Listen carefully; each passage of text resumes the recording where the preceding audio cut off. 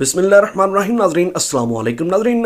سابقہ قومی کرکٹر محمد حفیظ نے آج پاکستانی حالیہ جو موجودہ پاکستانی قومی کرکٹ ٹیم ہے جو نیوزی لینڈ کے خلاف جو پرفارمنس دے رہی ہے، آپ سبھی کو پتہ ہے انتہائی بیڈ لک چل رہا ہے پاکستانی قومی کرکٹ ٹیم کا.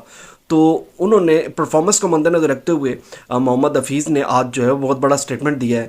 ان کا کہنا ہے کہ مجھے سمجھ نہیں آتی کہ عباس افریدی جو پاکستانی قومی کرکٹ ٹیم کے مین بالر ہیں جو T20 اسکواڈ میں ہر دفعہ ان کو شامل کیا جاتا ہے، ان کا کہنا ہے کہ مجھے سمجھ نہیں آتی کہ عباس افریدی اور عمر بن یوسف کو کیوں نہیں جو ہے وہ T20 اسکواڈ میں نیوزی لینڈ کے خلاف جو ہے وہ ان کو شامل کیا گیا.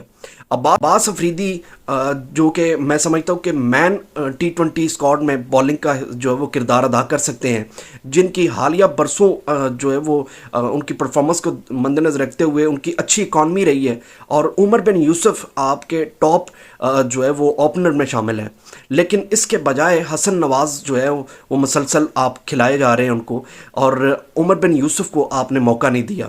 تو محمد حفیظ کا مزید کہنا تھا کہ اگر آپ باقی میچز جیتنا چاہتے ہیں یا بہتر کرکٹ کھیلنا چاہتے ہیں تو یہ دونوں کھلاڑی شامل ہونے چاہیے. بے شک پاکستانی قومی کرکٹ ٹیم جو ہے ان دو کھلاڑیوں کے شامل ہونے سے بہتر نتائج کی طرف جو ہے وہ گامزن ہو سکتی ہے. یہ ناظرین کہنا تھا محمد حفیظ صاحب کا. اس کے علاوہ ناظرین شاہد خان افریدی نے بھی پاکستانی قومی کرکٹ ٹیم کو آڑے ہاتھوں لیتے ہوئے اپنا سٹیٹمنٹ ریکارڈ کروایا ہے. ان کا کہنا ہے کہ 10-11 میچز کھیلنے والے کھلاڑیوں کو نیوزی لینڈ کی مشکل ترین کنڈیشن میں کھیلنے کے لیے بھیج دیا گیا ہے. پاکستان میں کرکٹ کا کوئی سسٹم نہیں ہے. ان کا کہنا تھا کہ قومی کرکٹ ٹیم کوئی سیکھنے کی جگہ نہیں ہے. قومی کرکٹ ٹیم کو ایسے چلایا جا رہا ہے جیسے کوئی انڈر 14 کی ٹیم کو جو ہے وہ چلایا جا رہا ہو. یہ کہنا تھا ناظرین شاہد خان افریدی کا. اچھا ناظرین، میں سمجھتا ہوں کہ ٹی وی پہ بیٹھ کر جو ہے نا بھاشن دینا بڑا آسان ہے، لیکن سچ حقائق یہ ہے کہ عمران خان صاحب اگر 1992 کے بعد اگر فری ہوئے ہیں تو انہوں نے اپنے پیچھے جو کھلاڑی دیے ہیں وہ لیجنڈ دیے ہیں. پتہ چلتا تھا کہ واقعی یار کسی کیپٹن کی انویسٹمنٹ ہے.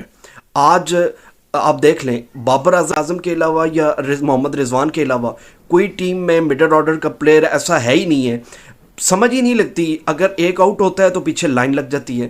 تو یہ میں سمجھتا ہوں کہ سوچنے والی بات ہے.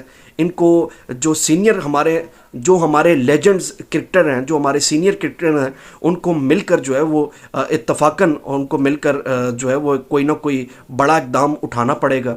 تو اسی سے میں سمجھتا ہوں کہ کرکٹ میں چینجنگ آ سکتی ہے. ورنہ جو حالیہ موجودہ پرفارمنس ہے پاکستانی قومی کرکٹ ٹیم کی، جس طرح پاکستانی ٹیم میں چینجز لائے جا رہے ہیں اور دن بدن ایکسپیریمنٹ کیے جا رہے ہیں ٹیم کو لے کر، تو کھلاڑیوں کو لے کر، تو یہ میں سمجھتا ہوں کہ پاکستانی قومی کرکٹ ٹیم اس طرح کے ایکسپیریمنٹ سے جو ہے وہ ختم ہو سکتی ہے.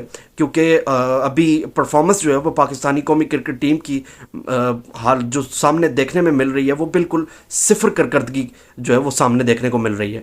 تو یہ افسوسناک ہے. بہت شکریہ.